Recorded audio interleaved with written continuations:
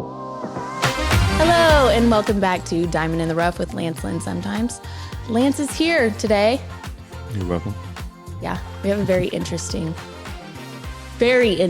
episode planned for today. Yeah, got a lot of updates for you guys. I don't know, let's just jump right on into it.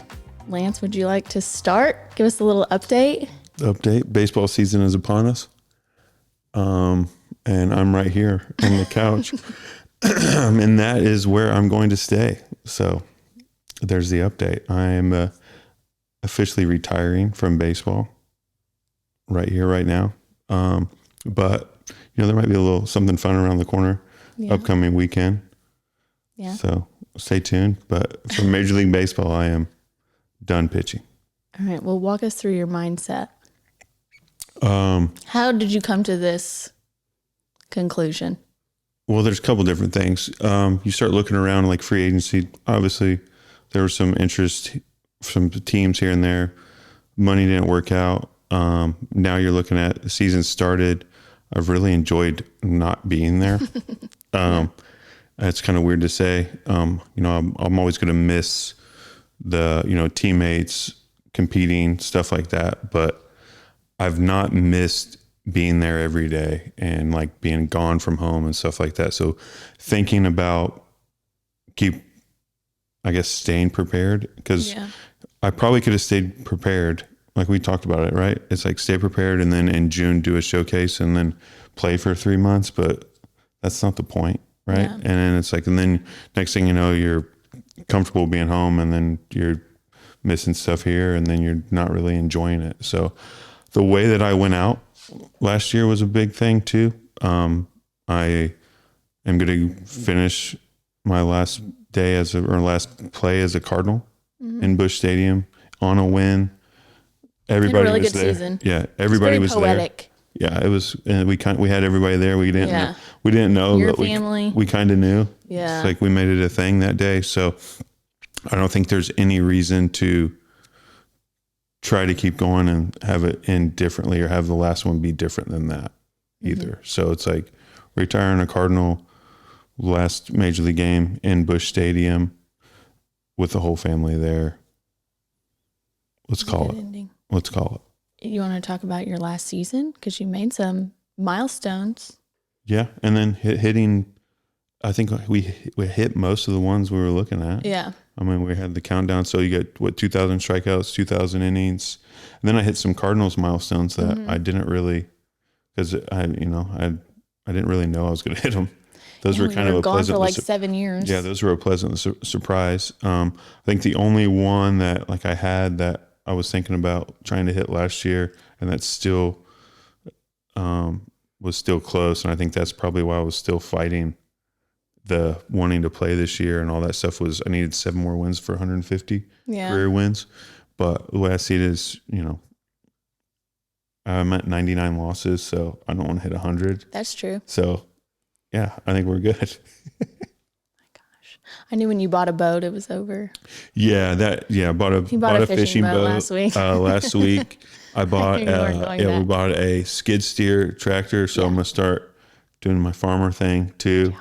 So I got all the toys to retire, so you might as well stay home and use them. I think that's another reason. Yeah. And if you went back like in the middle of the season, that's not the way you want to go out either. You know what I mean? Like you don't want to play like 3 months and be like, okay, see you later. You know what I mean? Yeah. And I think the reason why you play sports is for me is like the teammates and the camaraderie and like the story of the season. Mm-hmm. So you're missing all that. Yeah. I've already missed spring training. That's 2 months of like getting to know your teammates, like starting that journey of what a season will be. And those every year has a different story for every team I've been on. Yeah. And I've already missed like the start of the story. So why? It would be like getting traded, because it's always really awkward when you first get traded and you're on a brand new team and there's like whole new dynamics. And then you have your team leaders that have already been running shit. Yeah. And so to step into that and try and find your place, it takes a while. So, it's awkward, but obviously I've done it a few times. So I know that, but yeah, that is an awkward. You try to find like every team every year has you find your groove like right when it's over. I feel at least for true, because you feel like you're the new kid in school. Whoa. We got a Did kid. you hear that? We got a kid's toy with no kids here. That's always creepy. See you later. That was, Oh man. okay. Anyways. But yes, you always you feel like you're just getting to know someone and the school year's over type thing. If like, you come in the middle of the school year when you have to transfer in high school. Yeah. That's not fun. No. Never had to do it, but I've seen people do it. They didn't thrive. So, but yeah. So all in all. Another funny thing, just because we're making it lighthearted. Okay. Did we not have any idea that it was like opening day? It was kind of funny. People were like, hey, you're going to opening weekend. I'm like, what? Yeah. Yeah. It's crazy how fast it goes by when you're like not involved with it.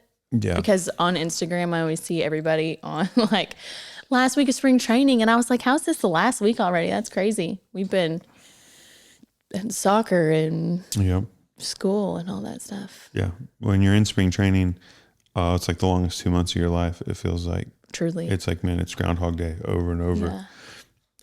And then the season comes and it feels like that's when things get hectic and quick. So, it was crazy when we were like, oh, look, hey, spring training's over. I was like, oh, perfect. Mm-hmm. And I didn't miss it. Didn't actually miss not being there. Yeah. I felt when it started, I felt like I was late to something. Like I was like, I don't know what I'm saying. Like, oh, because you're just so used to that's when you're gone or already gone. And then once I got like over the feeling of like, I don't know, like, oh, I have something to do, but you don't have anything to do. Yeah. Once I got over that, I was like, I'm kind of over it. Yeah. Understandable. And I was fighting that, as you saw quite a bit. You've had a little. It's like, hey, I'm going to go play catch. I'm going to go throw live BP. I was selling live BP to college kids, and I was having fun doing it. But after I was done with it, I was like, I don't really care to, Oh my God. I was like, yeah, I'm kind of cool. I'm good. Yeah. It was weird. And then we went on spring break and I was like, yeah, cool. Yeah. Done. It was just hard for you to actually come out and say like, hey, I'm retiring. Yeah. He just kept saying, I'm over it. I'm not retired. I'm just over it. Didn't want to use the word retired.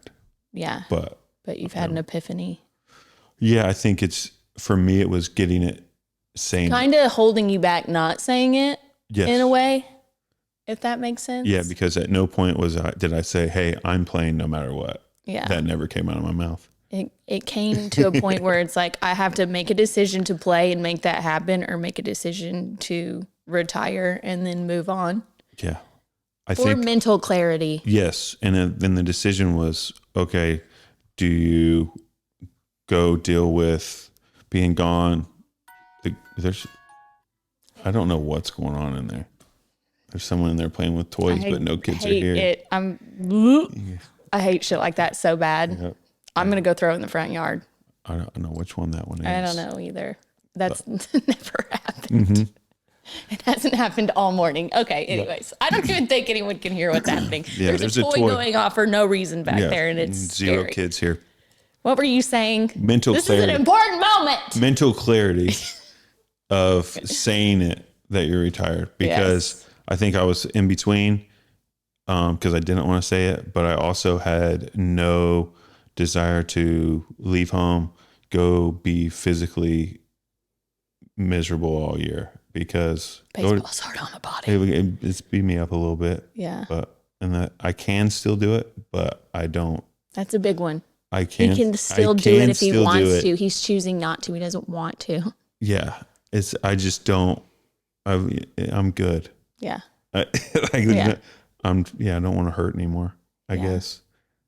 I think last year was tough. Do you want to shed some light on that and kind of be honest about hey, I've been in pain for the past 4 years and I've just been showing up and doing it? It went in waves in my career, as you saw. So I had, I had Tommy John at one point. Mm-hmm. So I dealt with elbow issues. I've always kind of dealt with hip, back, and knee stuff. Mm-hmm. Every year had a different ailment. Mm-hmm. You would go into the off season, you would, all right, I need to work out this way to protect my knee or my hip or my back or my shoulder. Strengthen other areas and all that stuff. Yeah. It was crazy. Then your knee surgery. So I had 2 hamstring tendons removed, and then my knee is kind of holding on by a thread. And then, wear and tear on the shoulder and elbow and back and all that from years of pitching and playing sports. So now it's heal up and chase kids around and, play just enough catch over the years. So when Judge is ready to step in the box, I still got a little bit, just a little bit. Yeah. Like when he's 12 and if I can still throw 80, I could probably throw it by him, Oh my God. But like that'll probably be the end of, that's it. The future's looking interesting for us. You're not going to believe this. Uh-oh. This is totally a coincidence. I did not know that he was going to do this today. Like he literally said this last night. I dropped on her last night. Dropped it. Yeah. Last night. I was like, hey, I'm going to do it. And she's like, you're lying. I don't even know why you did that. What? I think what I've been, last night? because we were talking the other day, we were talking about, hey, I'm not signing in like anytime soon. The thought was, hey, let's wait out till June. Like just keep doing stuff, kind of get ready for June, do a showcase and then see what teams are in it. Because if you're going to play at the end, you want to be in the playoffs. Yeah. So it was like, all right, don't sign anywhere now because you don't even know. Like June's kind of the idea when teams know if they're any good or not. Yeah. So it was like, all right, let's kind of cherry pick a team at the end. And it was like, do I really want to do that? What if they call you? Are you going to go? If they call me, you want to go? You'd be like, I am at the moment. I'm not picking up a ball. This is my last week throwing. We got something around the corner coming up this weekend. We can't talk about it, but I can. It's soon. So when this comes out, it would already happen. When is this coming out? Tomorrow? So it can come out tomorrow, so we can't talk about it. It's not. So people are going to start putting some things together. Yeah. We'll see where it goes. But yes. Okay. Back to what I was saying. It will have not happened yet when this comes out then. Yeah. Okay. So we can't say it. Okay. Yeah. We'll talk about it next week. Anyways, what I was talking about before we got out of rambled. Yes. Yep. I planned a whole episode around male athletes' mental health.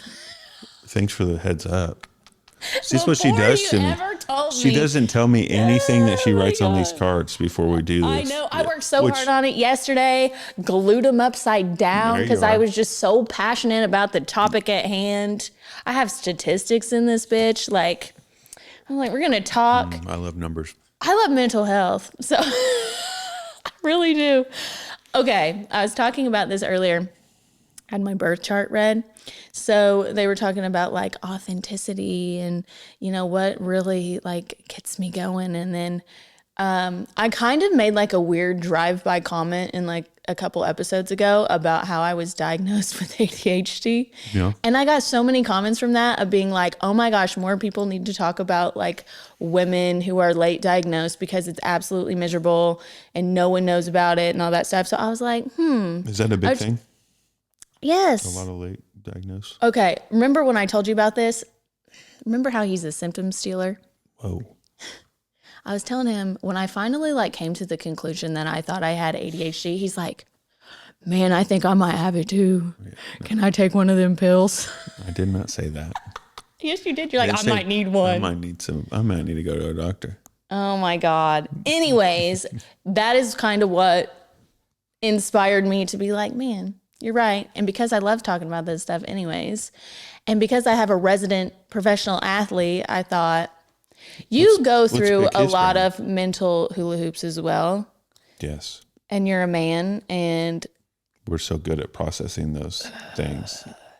You're not taught to process those things, really. Men aren't? No, you're kind of taught to ignore them. You're taught to bury them deep down inside. Exactly. Then put them in a compartment and never talk about it again. I know. I've known you 7 years and you're like, it's kind of astounding that you would even come say that on here and say that you're retiring and talk about your feelings because years ago that would not be the case. Yeah. You could be inspiring for other men is what I'm trying to say. Okay. Through these questions. I can't wait. I'm here to inspire. Well, I'm so glad. Okay. I kind of got off topic. Should I talk more about ADHD? I did not take my pill today, so that's why we get off topic a little bit. We've had 7 micro conversations in between. Right. Well, that's going to happen though, because the beginning was kind of surprise to you. It was a surprise to me. I am going to talk about it though. I might change the whole vibe of this room though, because it's going to get weird. Uh-oh. I have to tell the whole story and how I got to why I'm here right now. Let's hear it. Okay. It all goes back to my childhood. No, you're just going to have to sit there silent for a second, I feel. Or I can tell you the story. Well, I mean, I kind of know it. I live with you. You don't know how I pieced all of it together. A little bit. I can't wait to hear though. I'm right here. All ears. Okay.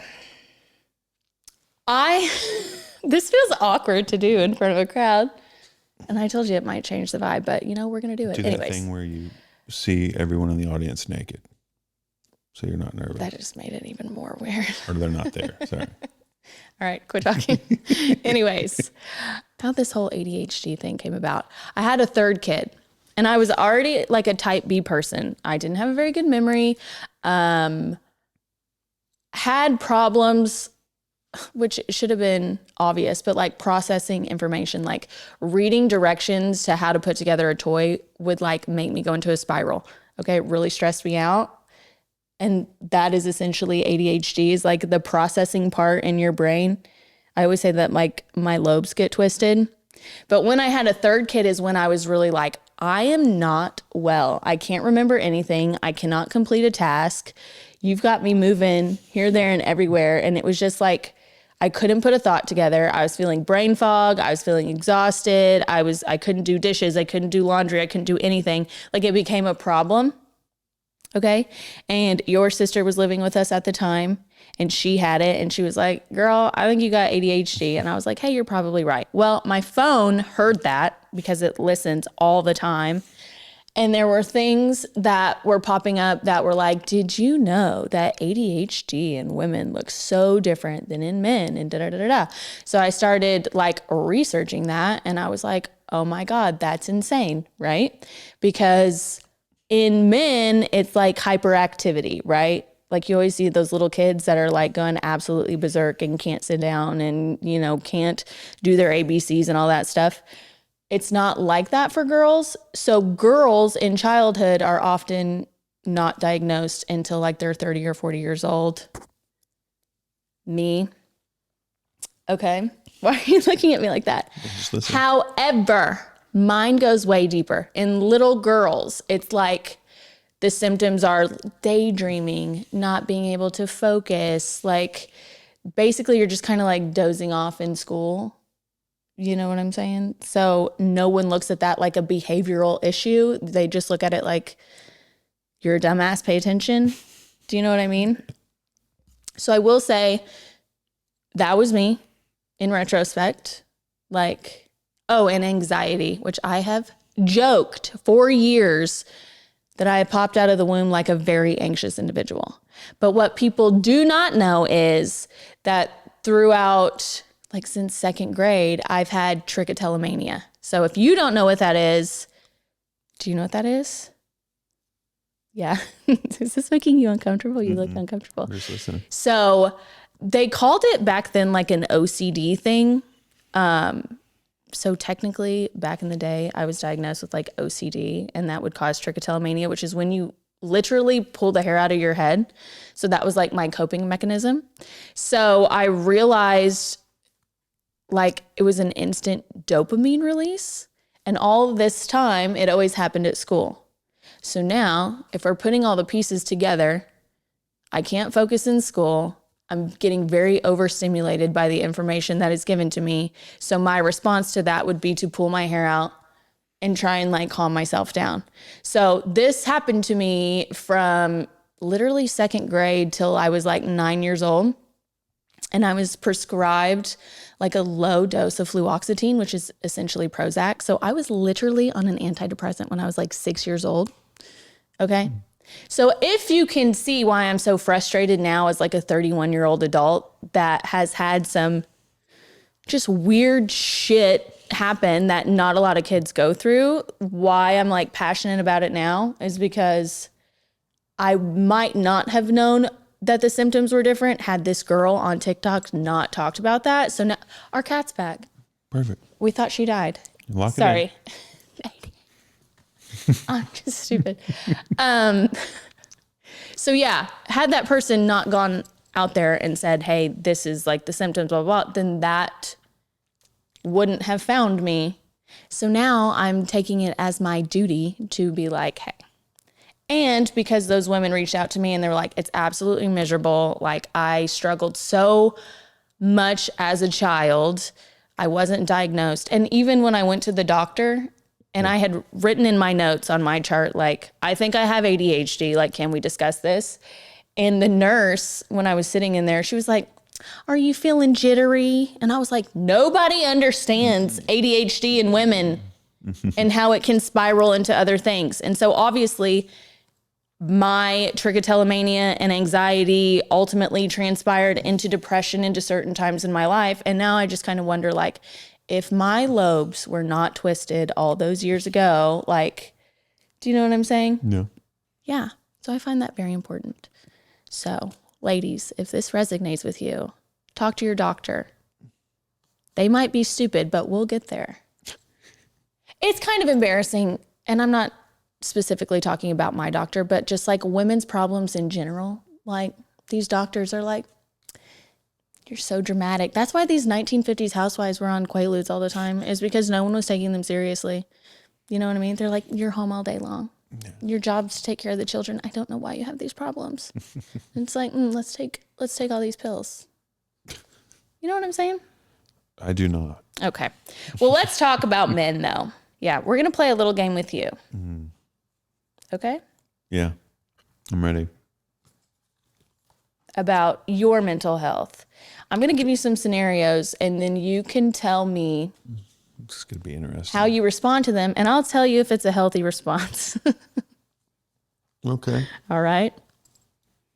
Okay. You just lost the biggest game in your career. How are you reacting to that?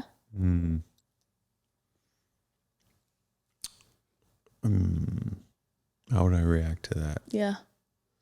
I would be pretty pissed off. Yes. Probably break something. Depends. Yeah, throw some stuff. Trash can go down. In the dugout? Everywhere. Has anybody seen that video of Lance breaking an iPad in the dugout? Stuff like that. Yeah. Okay, I'm just going to go ahead and say that's not on the healthy response. Probably not. No. But just about joked. You're supposed to process the loss, talk to someone, and focus on what's in your control. No one wants to talk about being a loser. See, this is why this is so important to have this conversation. All right, your friend opens up to you about struggling with anxiety. Appreciate you letting me know that. You look I can be here to help. That would be great. Or let me know if I could be here to help.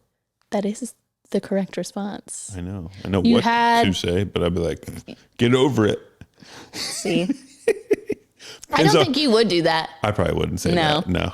You're actually a very nice guy. Yeah. Depends on how close of a friend it is. Or if it's like I don't feel like that's right. No, okay. That's not true. I would help. You're feeling overwhelmed, but you don't want to seem weak. Yeah. Don't ever talk about it. Oh my gosh. See how stupid men are? Yeah. It depends, I guess. If you're overwhelmed, I think it depends. If it's overwhelmed with something you feel like you should know or you should be able to do, you will not say it. But if it's something you know nothing about, or like, it's like, you know what I'm saying? I don't know what's going on in there. I don't know either. It's really killing the pipes. I would say you would ask if you don't know anything about this subject or this or that.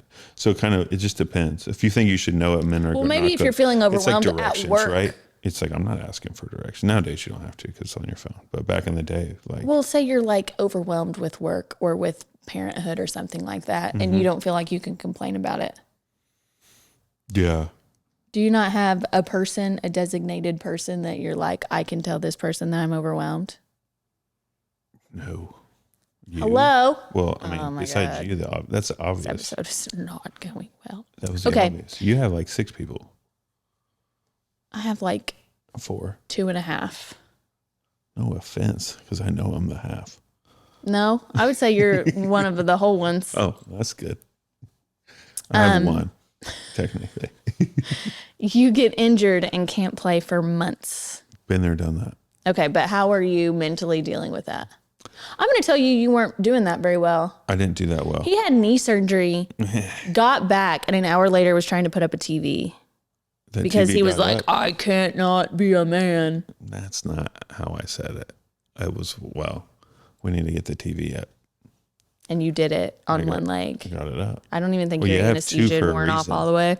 You have 2 legs for a reason. Oh my God. See, this is what. 1 good one and 2 good arms. I'm going to ask you some deep questions here in just a second. And we're going to heal you on this.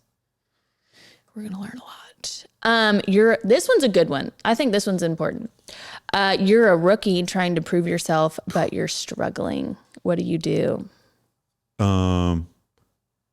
Well, I had these moments. Yes. So this is I feel like this is an easy one. Well, let's say how you dealt with it, and then maybe what I would do differently now. What you should have done. So I had a couple guys that were veterans that were really good for me in certain situations. So I had 4 guys through my career that at different stages, like that helped me through. And the like rookie ones were Jake Westbrook and Kyle Loesch and Chris Carpenter. Like those, I had all 3 of those together, and I had Wainwright too. So that but at that time, Westbrook and Loesch were older than Wainwright.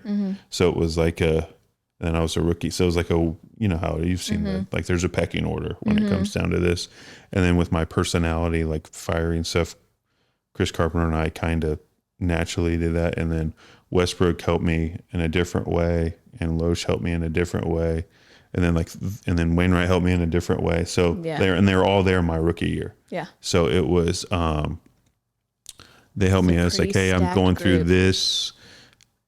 It's like I had 2 different type of rookie years too, because my true rookie season, I was a reliever, I was hurt a little bit and all that. So, but the next year I was starting for the first whole year, and you know, the ups and downs of good start, bad start. I made the all-star team, and then a month later I was sent to the bullpen. That pissed me off, but I was able to like really talk to those guys and being like, hey, here's the process. And at that time too, you're processing like making money for the first time, like legit money for the first time, and people asking for things and trying. So there's a lot of things that you had to process. And if I were to not have those guys, it would have been an absolute disaster. Yeah.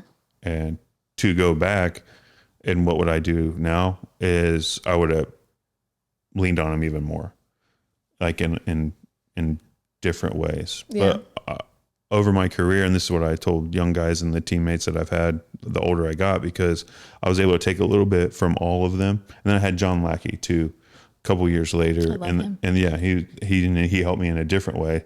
So I was able to take bits and pieces from each guy. So, and then help myself process things, get through things, good, bad, even like good ways, like things that were going well, process them so I can even be better, instead of like, oh, that's good, I don't need to worry about it. So it was like a weird, good and bad, to help me process things. And I was able to use their insight to make my own things, but also using their insights because they did it different and had different, all 4 of them did it different ways and all that. And then helping younger kids, because each young kid needs to find their way, and you can't tell them what to do, because then it feels like you're dadding them, I guess, is, you know, and we're like, you hate that. I hated that. So, I struggled. You don't want to be told what to do. You want to be guided. Yeah. Give me and that's what I've learned over the course for me personally. And then talking to other guys is, hey, give them some ideas. Yeah. Multiple ideas. Mm-hmm. And then have them navigate their own path through it, because they need to have that ability to have their own path. Yeah. But also, like, you help guide them. Yeah. Hey, don't go down that path. Yeah. When you tell me not to go down that path, I'm like, why? Seems interesting. Yeah. Let's try it. Like, I'm going to tell you what to do. I'm going down that path. But it's like, here's 3 different paths. here's how you get to the end. You choose your way. Yeah.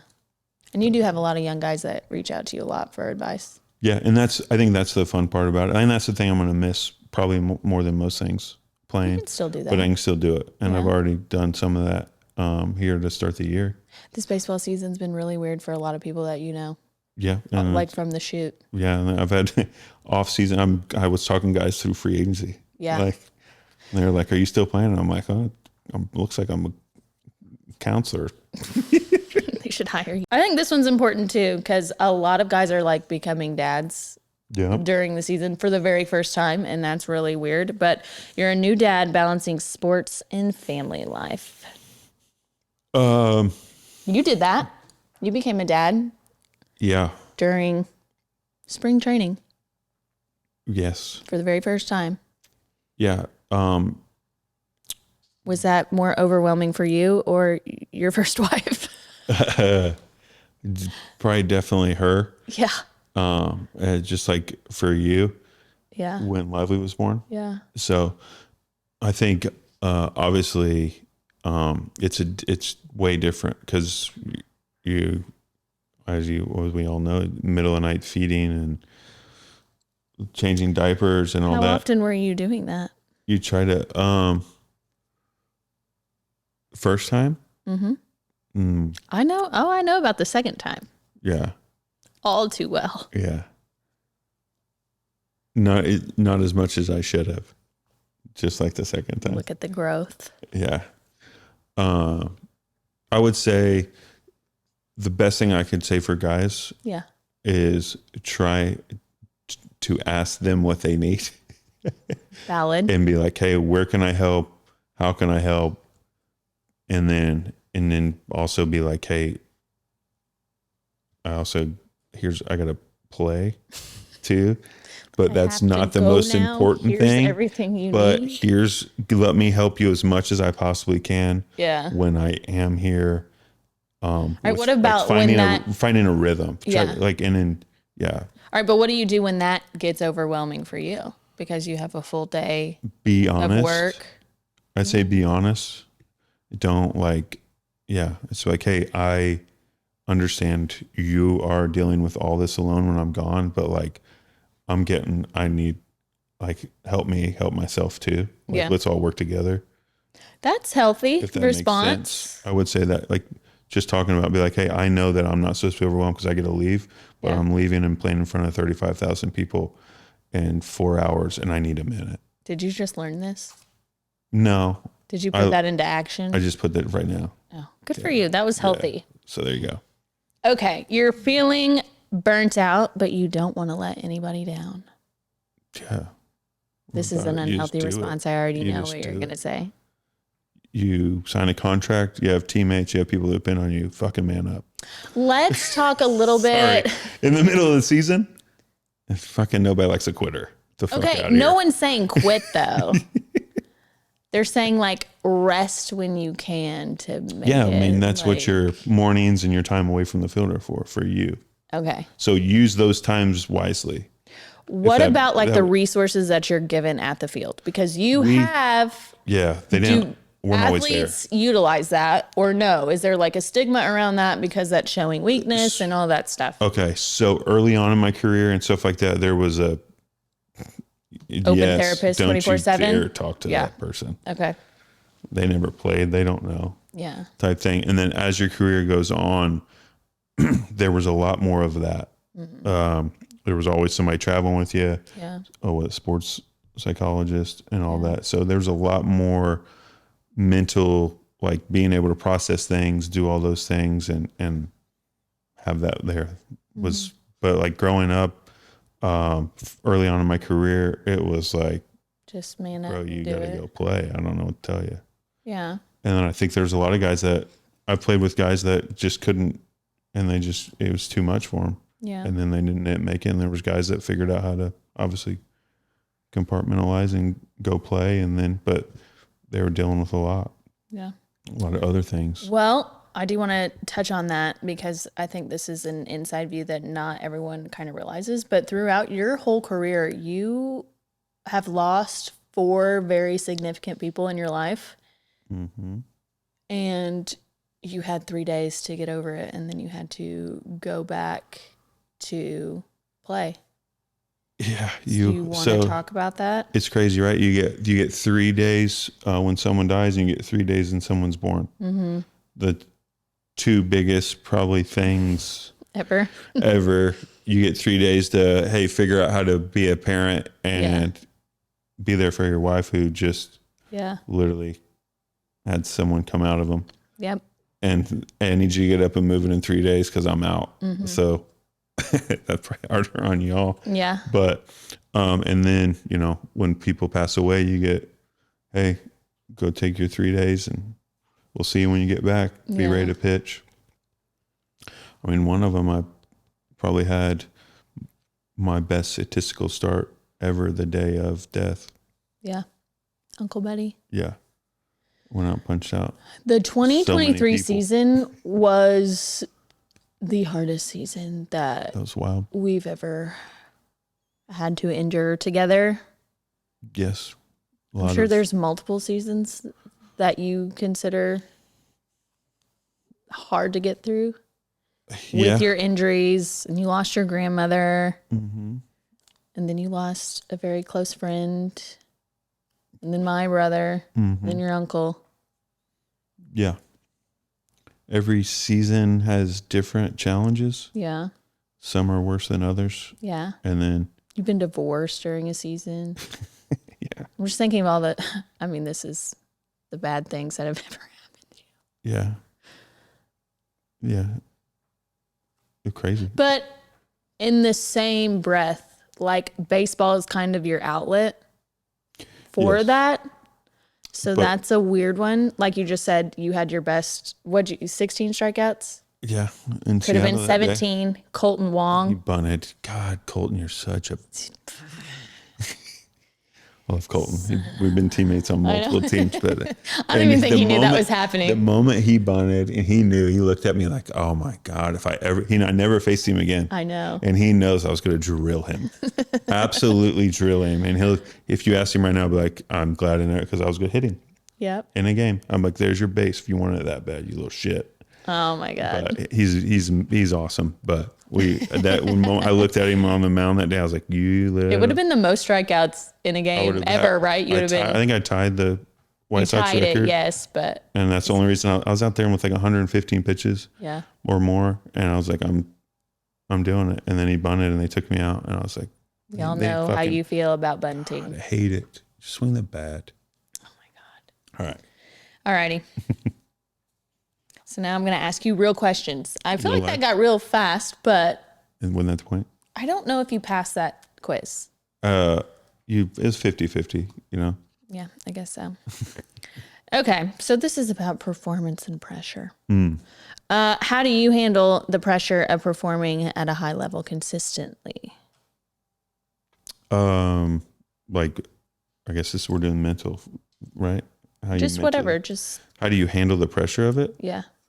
I think that Do you feel a lot of pressure? You should. So do you get into a rhythm so much where you're like, this is just another day at the office? Or is there times when you're like, oh my God? I think, in my opinion, what I learned over my time was the pressure. Yes, there is pressure every day. You feel pressure every day. And what I've learned is that it's the fear of failure, but you turn that into, hey, I know that there's a chance to fail, and that's why you do anything. But for me, it was turning pressure into, I also want to win. Yeah. And I turned that into, how can I succeed? And pressure is good. That means you're doing something that you want to be good at and you want to succeed at and you don't want to fail at.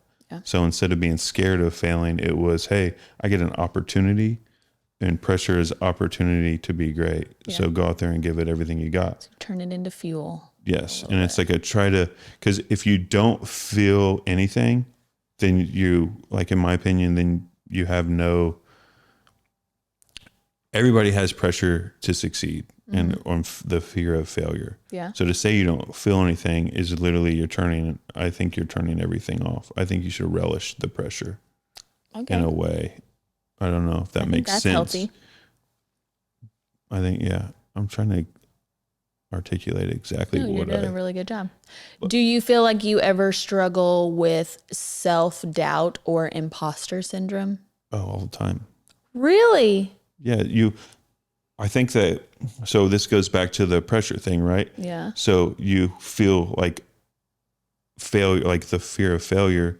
So there's the self-doubt because you're self-doubting your abilities, your work you put in, your preparation. So if you have that fear or that doubt, then you're not ready. So it was like, I was always, hey, you need to get ready to pitch. You're ready for your start, and you have your routine throughout the week to get ready, to watch hitters, to do your prep work, all that body, all that. Like, it's like you find your routine. So if you did that, that was your way of, hey, I'm ready, right? And what was the question? Like imposter syndrome. Do you ever feel like you're like looking around at other people and you're like, why am I here? I'm not like them. I don't deserve to be here. Yeah. I mean, because I think that comes back to your like upbringing, right? A lot of people are like, I was raised here, this and that. And you're like, I shouldn't be here, or I don't belong in this because of my upbringing or my lack of whatever. And then I would go into, hey, but I've earned it. Yeah. And I've been pretty damn good. So Very you're one mindset. of the top, or, like you give yourself things like you're here for a reason. Yeah. Like you're one of these people. You have something that is good enough to be here. Now go let it shine, type thing. And then the things that you're not good at, figure out how to make them a little bit better as you go. Yeah. And I think that's what was able to do over my careers. I knew what got me here. I figured out how to make that my own. And then I figured out how to take much advice and everything. Some advice was unwanted, but I learned to process it, and stuff. And then I was able to make a long career out of it. Yeah. Because I think people early on in my life, college, minor leagues, early on in my career, have been like, man, this guy's not going to make it. Yeah. Because I was lazy. I was an asshole. I had a bad attitude. I had all those things. But I still am all those things.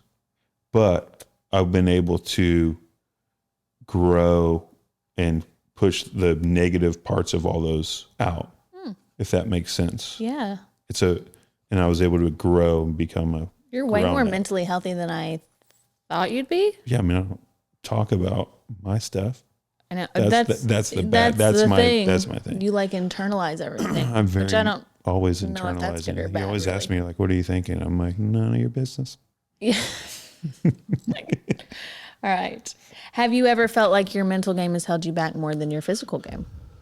There was times, early on in my career, and I think you'll over the course of a season, you're gonna have a stretch of starts or things of that where you just don't feel good. You let your physical or something that's nagging or something like get in there that you needed to push out, and it affects the game. Yeah. And you never feel physically 100% all the time. So I can see how that would mentally be a little bit draining of like, okay, my knee hurts right now and I have to go out and do this.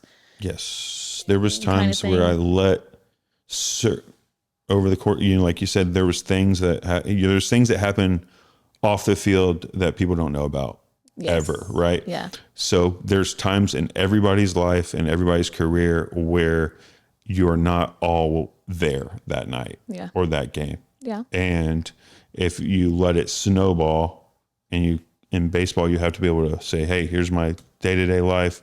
Here's my baseball life, or like get ready for the game and all that. And then until you learn, it takes time. But there's, even the older you get, there's going to be something that pops up that you just can't, and it takes you a day or two. Yeah.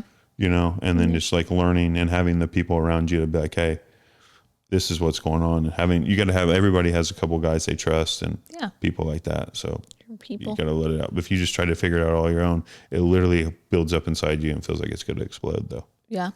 Well, how do you cope with the setbacks and injuries or your slumps in performance? We've talked about that a little bit, but I don't think you've said specifically how you deal with it, because you just kind of keep on going. Right. There's two things that I've always done. Drink heavily?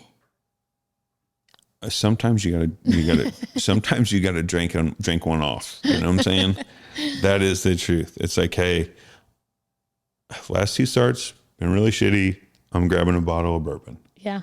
Right. Let's get this out of there. Let's get this evil out of me. We don't recommend that, by the way. We don't. Yes, that's not great for you.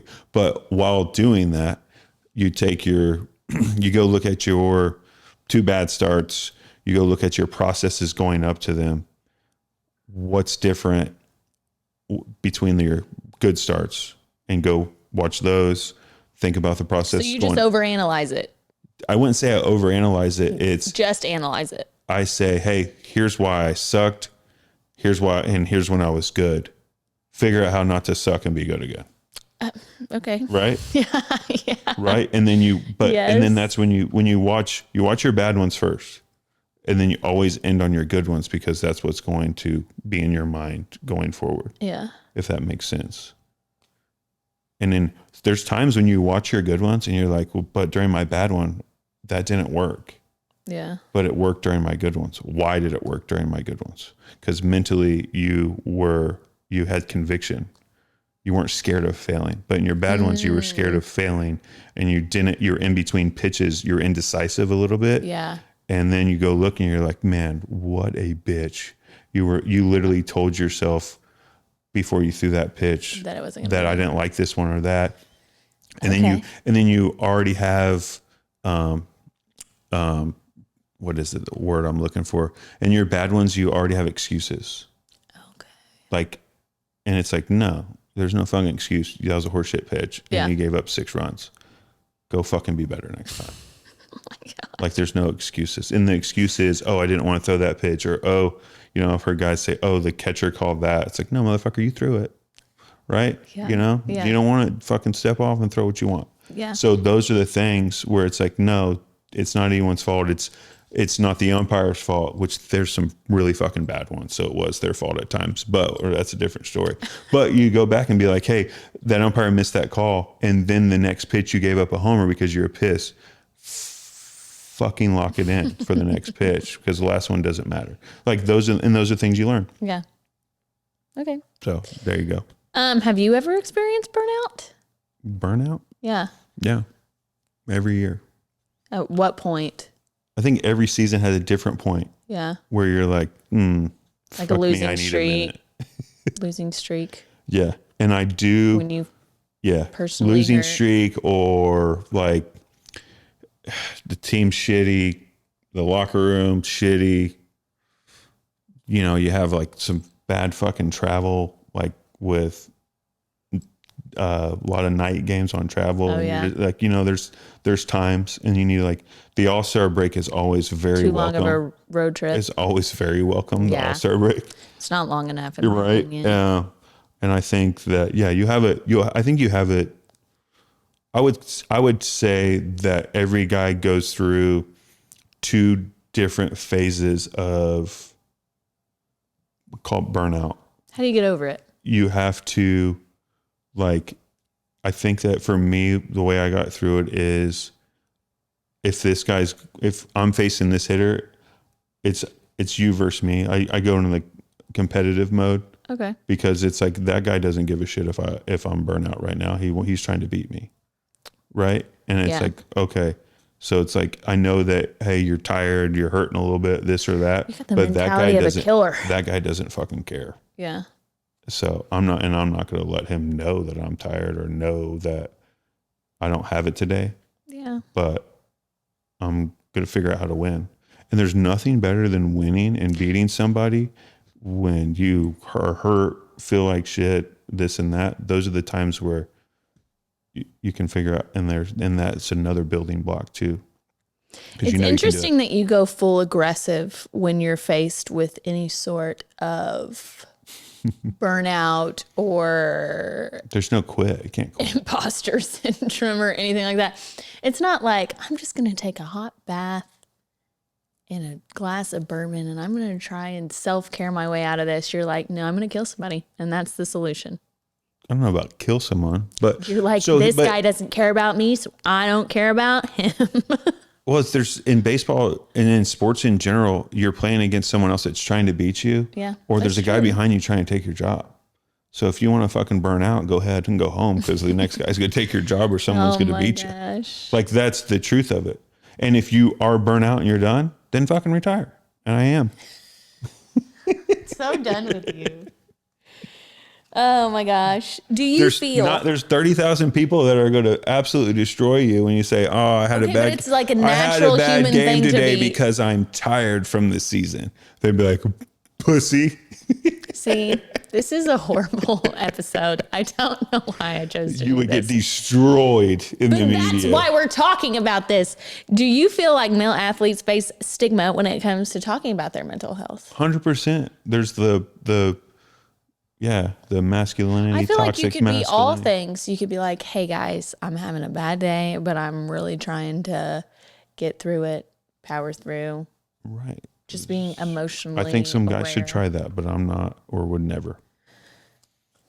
This is not going well, I understand everybody has their way, but I'm also one that's like, hey, I'm like the media and things like that. They don't need to know what I'm feeling because then the other team knows that I'm struggling right now. And you're telling me the other team, the guy before is like, oh man, he says he's tired or this or that. And then you tell me they're not going to be chirping out of the dugout at you. They're going to be chirping real quick. That's not healthy. That's called sports and having an edge and Okay. having the ability to Do you feel beat like somebody. your like coaches and everything are good support Yes, 100%. for you during Like, times like there's- they can probably read when you're off or something like that 100, yeah. and support you during that? Yeah, and then if you have coaches that you are really close with, which you've met a lot of the ones like pitching coach and stuff, you can create relationships, and you can and you have those talks throughout the season, and that's Like check-ins. and like that's I mean some of the best coaches I've had in my career are not analytically driven or mechanically driven like pitching and this and that.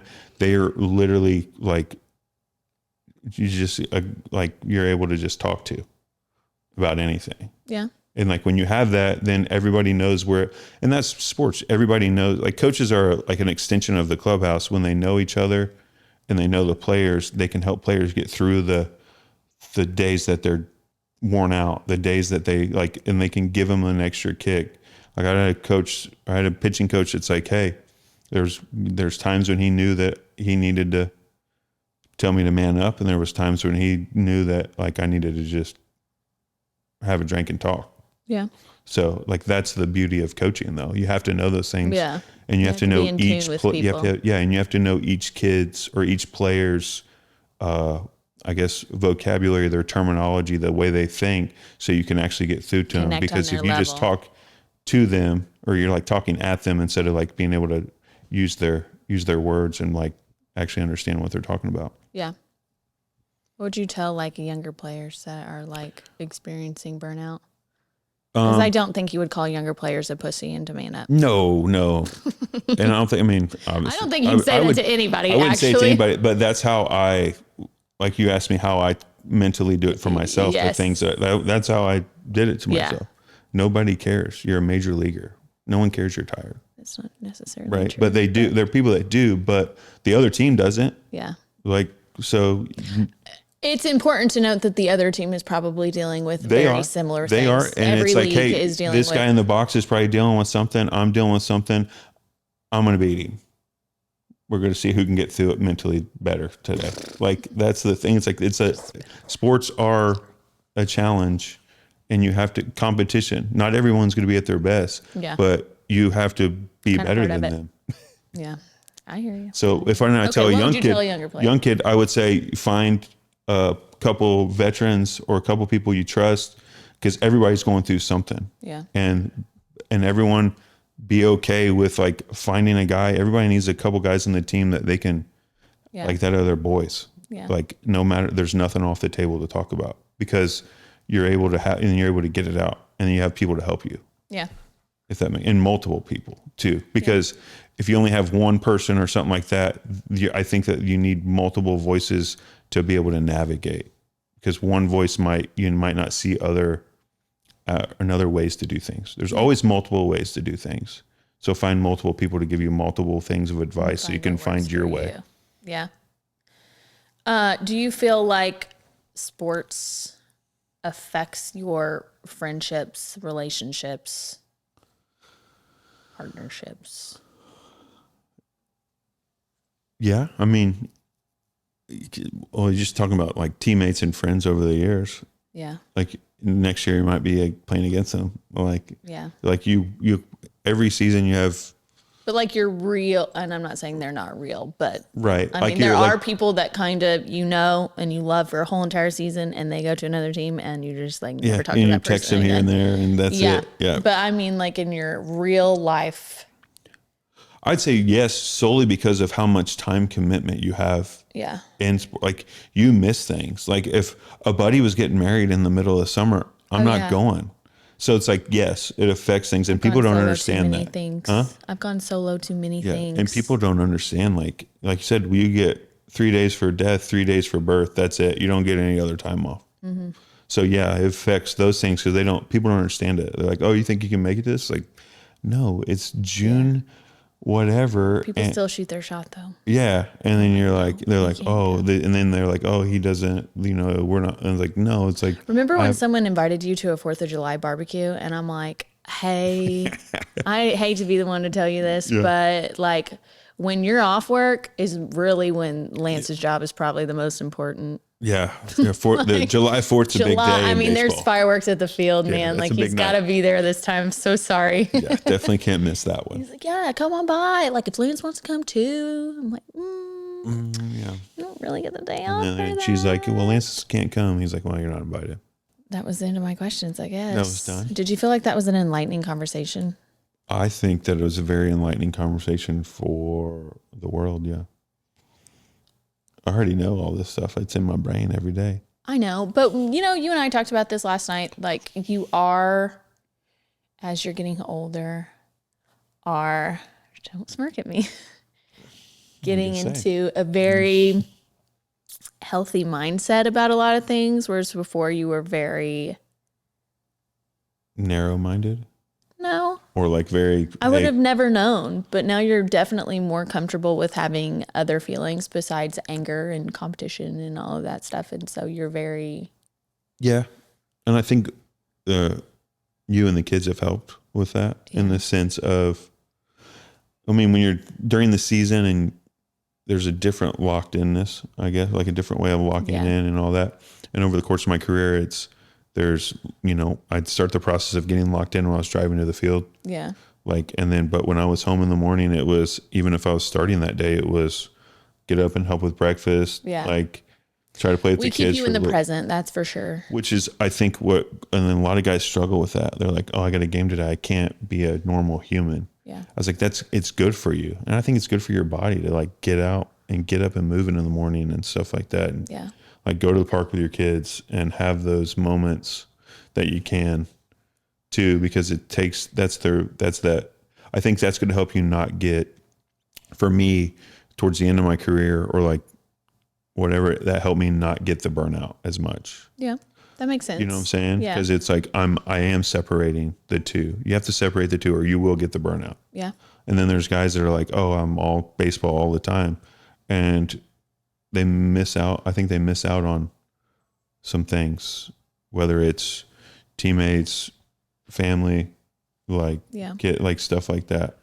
It's like you got to have a little bit of both. Can I ask you a deep question? I've dug deep enough today. You have. You've done a really good job. I'm proud of you. Do you feel like you know who you are without baseball? I feel like I know, or I got an idea of who I am that without baseball. And when yes, I don't think you're ever gonna. I mean, I know who I am and want to be as a husband and father, and all that. You know what I'm saying? Yes. About now, when it comes to like other things, like no, I don't. If I do, I want to. Do I want to do other things, and do I want to work? Do I want to do this and that? At the moment, no, I do not know any of those things. I've got so many ideas. He wants to own a gas station so bad. I don't know about, yeah, I do. I don't know why with either. Chicken. It sounds stupid, but yeah. Gas stations are very important. Yeah, you need some, liquor store right off the side. But Yeah, it's like, be in there's there no reason to do any of that either. Yeah. But when it comes to like, because you all, like, I think in our thought is when you're done playing or whatever, it's like, okay, what's next? I'm going to have to work, right? Or like, because you are taught your whole life, you have to have a job, you have to make money, you have to support, like that's how men were taught, or I was taught growing up, kind of. It's like you have to work. That's what you're supposed to do till you're 62. Yeah. Right. That was like what I was told growing up. But you can't retire till you're 62. Yeah. Well, I'm about to be 38 and I'm retired. So that's a flex. Right. Yeah. It is. And I could not do anything ever again. You're going to do something. Yeah, most likely. But You don't sit down. You're one of those people. It's weird. You have to do something. I like sitting down. I love sitting down. And like during the season and stuff like that. But like now that I know that I'm not doing anything, I got ideas. I've got things. I got a couple of trees I want cut down. Exactly. He'll just go outside and cut a tree. I'm like, what? It was falling over anyways, and it needed to be removed. Okay. Yes. And we needed some firewood. Yes. Like I'm looking forward to doing that. Yeah. And I will say, I already have a whole thing that I got going on back here for deer season. I got to get ready for. And that's what I've kind of observed. Okay. I've had ideas my whole life and plans and all that. Yes. And now I actually get to do them because I'm not busy playing baseball and taking up all my damn time. He's been in this state of limbo for like months now because mentally he wanted to play. Physically, he really didn't. You know what I mean? I think, yeah.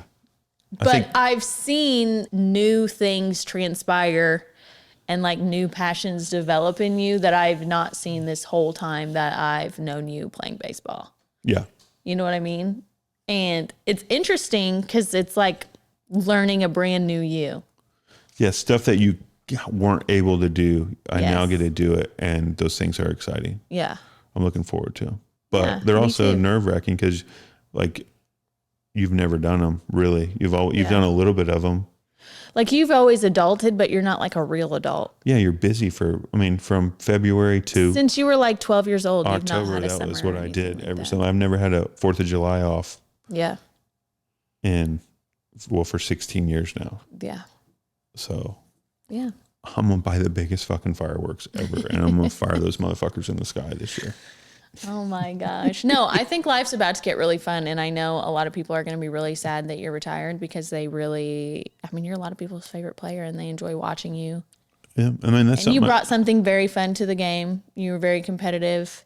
A bulldog. Cursed a little bit. An ace. You were just old school and all of these things. Yeah. When you're young, you had a bad attitude. You get a little older and have success. Man, he's a bulldog. Yeah. He's a warrior. Yeah. No, he's still got a bad attitude. He's just good now. Yeah.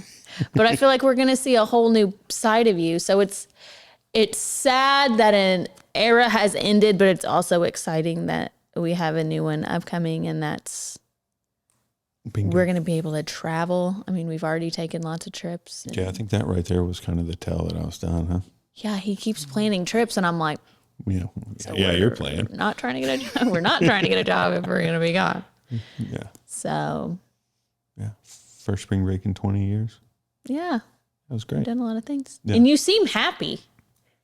In a very strange way, it looks like a weight has been lifted off of you. Yes. You have a little light in your eyes. And I'm not saying you didn't love baseball and all that stuff, but it's just like a newfound freedom. You're like a puppy that's seen grass for the first time. Yeah, I get to see summer.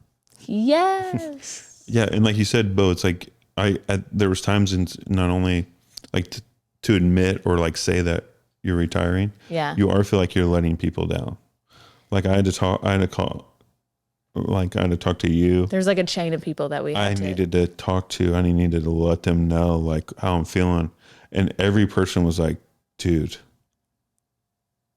I'm so proud of you. You're good. Yeah. Right. Yeah. And it's like, I needed that. And I'm like, but I also like you said, like, I was like, I could still do it. Yeah. So that I was fighting with that. Yeah. Because like the 12-year-old inside of me that wanted to be a major leaguer, it's like, well, but I don't want to, the way that it ended last year in St. Louis, my last start, getting a win, whole family there, not going to happen again. Yeah. if I play this year.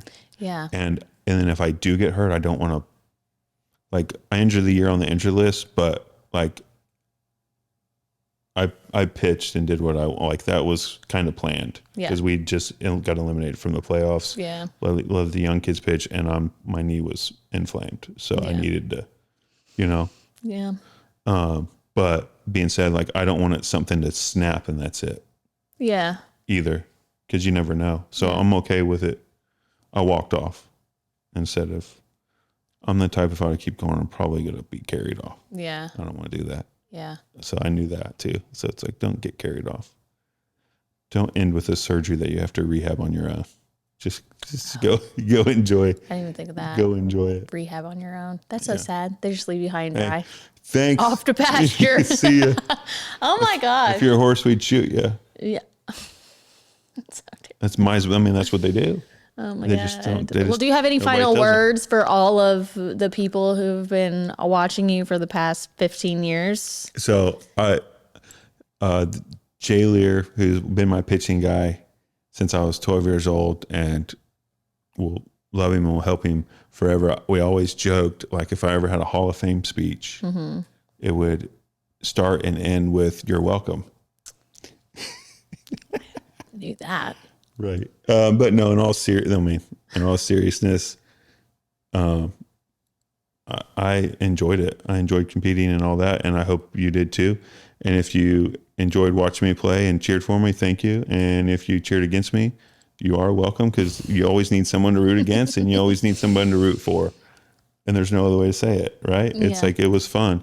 You enjoyed the people that didn't want you to succeed. You enjoyed the people that wanted you to succeed and that rooted for you. I mean, you wanted to, I don't know. I always enjoyed making sure that the fans that were booing me knew when I did well, and it was fun for me. But when I pitched like shit and you booed me, I deserved it. It was fun, And if I sucked that day and you booed me, you're welcome. 'Cause you had something to cheer about. Oh my gosh. Either way, good or bad, fans that other fans, our fans, you had something to cheer about. All right. Hope it was fun. Beautifully said. They don't make them like this.